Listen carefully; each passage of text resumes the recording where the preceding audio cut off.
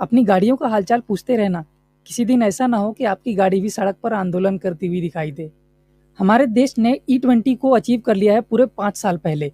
यानी कि फ्यूल में 20% इथेनॉल मिक्स करने का जो टारगेट था, वो हमने 5 साल पहले ही अचीव कर लिया है। हालांकि हमारी सरकार इतना तेज काम करती नहीं, पर कर लिया है। और इसी वजह से मेरे पास आपके लिए एक गुड न्यूज़ है कि अब पेट्रोल के दाम की जो टेंशन है वो आप छोड़ दो, क्योंकि वो कम होने ही नहीं वाला। ये टेंशन लेके कोई फायदा ही नहीं है। ये बड़ी अच्छी बात कही है। सबसे पहले तो हम ये समझते हैं कि इथेनॉल होता क्या है। इथेनॉल जो है ये बायोफ्यूल है, यानी कि शुगर केन का जो वेस्ट है, यानी कि गन्ने का जो भी हमारा वेस्ट निकलता है, उसमें से ये बायोफ्यूल बनाते हैं, जिसको इथेनॉल कहा जाता है। और इथेनॉल को अगर हम पेट्रोल में मिक्स करेंगे तो उसमें से होने वाला जो कार्बन इमिशन है वो कुछ हद तक कम हो जाता है।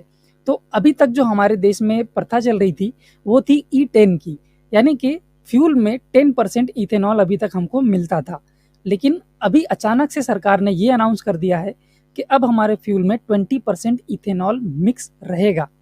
वैसे कई सारे देश जो है E30, E70, यहाँ तक कि E100, यानी कि वो 100% बायोफ्यूल में चलने लायक गाड़ियां बनाए हैं, और उनके पास E100 यानी कि 100% इथेनॉल वाला फ्यूल भी अवेलेबल है। खुशी की बात यह है कि हमारा देश भी उसी ओर अग्रसर है और हम E20 तक पहुंच गए हैं। और सरकार का दावा यह भी है कि हम जल्द ही E27 या फिर E30 तक भी पहुंच जाएंगे। तो इतनी सारी तो थी इथेनॉल के बारे में अच्छी बातें, यानी कि ब्राइट साइड। अब आते हैं डार्कर साइड में, यानी कि इसके जो है नुकसान हमारे लिए कितने सारे हैं वो भी देख लेते हैं। तो सबसे बड़ी बात तो ये है कि इथेनॉल जो है ये हाइड्रोस्कोपिक होता है, यानी कि ये जो है एनवायरनमेंट से, यानी कि हमारे वातावरण से नमी खींच कर वहाँ पर वाटर कंटेमिनेंट बना लेता है फ्यूल के अंदर। पेट्रोल में डायरेक्टली यहाँ पर पानी निर्माण हो जाता है इस इथेनॉल की वजह से। अभी तक तो ये 10% था, तो अब 20% हो जाएगा। तो यानी कि जो पहले 10% पानी आया करता था थोड़ा थोड़ा, अब वो थोड़ा और बढ़कर यानी कि डबल हो जाएगा। मैंने भी जब अपनी बाइक रिपेयर कराते समय देखा तो वहाँ पर उन्होंने मुझे बताया कि आपकी टंकी में जो है पानी भरा हुआ है। तो उस समय तो मुझे ये नहीं मालूम था कि टंकी के अंदर ही पानी ये निर्माण हो रहा है इथेनॉल की वजह से। हम सोचते थे कि शायद ढक्कन में कोई खराबी होगी, इसलिए ऊपर से पानी चला जाता होगा। और ये पानी बहुत ज़्यादा नहीं होता, एकदम थोड़ा मात्रा में होता है, लेकिन इंजन के लिए ये बहुत ज़्यादा प्रभाव डालता है। तो ये थे कुछ फायदे और नुकसान इथेनॉल को लेकर। और मज़े की बात तो ये है कि नुकसान होने भी लग गए हैं। अगर आप एक्स में जाकर देखोगे तो बहुत सारी पोस्ट ऐसी आने लग गई हैं जिनसे इथेनॉल से लोगों को इंजन में प्रॉब्लम आने लगी है। किसी के इंजन वाइब्रेट ज़्यादा करने लगा है, तो किसी का स्टार्ट होने में प्रॉब्लम हो रही है।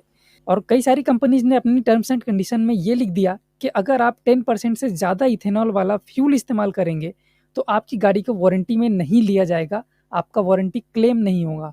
अगर आपके पास भी BS3 मॉडल के पहले की गाड़ियां हैं तो आपके लिए भी खुशखबरी है कि आपकी गाड़ी खराब होना तय है।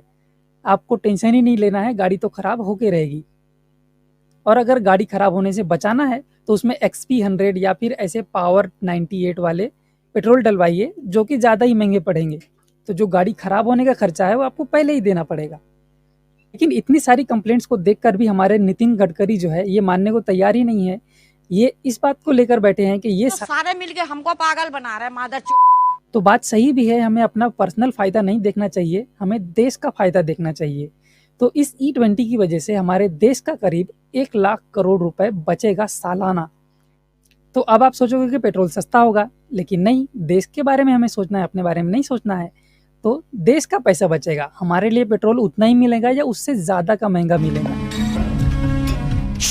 तो आप लोग भी बोलोगे कि टेक्नोलॉजी अगर आगे जा रही है तो इसमें तो फ़ायदा ही होगा, जब ही इन्होंने एक्सेप्ट किया है। लेकिन हमें टेक्नोलॉजी लाने से पहले, टेक्नोलॉजी को थोपने से पहले वहाँ पर इंफ्रास्ट्रक्चर भी डालना चाहिए। जैसा कि मंत्रालय के ऊपर लोगों ने सवाल उठाया तो उन्होंने ब्राज़ील का हमें एग्जाम्पल दिया कि ब्राज़ील में तो E70 और E100 भी अवेलेबल है और कई सालों से वो वहाँ पर चालू है उनका काम ऐसे। लेकिन उनको ये बताना भी चाहिए कि ब्राज़ील में 50 साल पहले से ही ये प्लानिंग चालू थी और उनका इंफ्रास्ट्रक्चर जो है वो इस तरीके से तैयार था कि वो E100 को लेकर गाड़ियाँ बना सके, आराम से गाड़ियाँ मॉडिफाई कर सके समय के हिसाब से। और उनके पेट्रोल पंप में ऑप्शंस भी है। लेकिन हमारे यहाँ कोई ट्रांसपेरेंसी नहीं है, कोई इंफ्रास्ट्रक्चर नहीं है। आपको सिर्फ एक ही ऑप्शन है E20 का डायरेक्ट। ये तो टेक्नोलॉजी ज़बरदस्ती थोपने वाली बात है। तो ये वीडियो आपको कैसा लगा कमेंट बॉक्स में ज़रूर बताइए। अगर आपको वीडियो पसंद आया हो तो वीडियो को एक लाइक ज़रूर कर देना और चैनल पे अगर नए हो तो चैनल को सब्सक्राइब ज़रूर कर देना।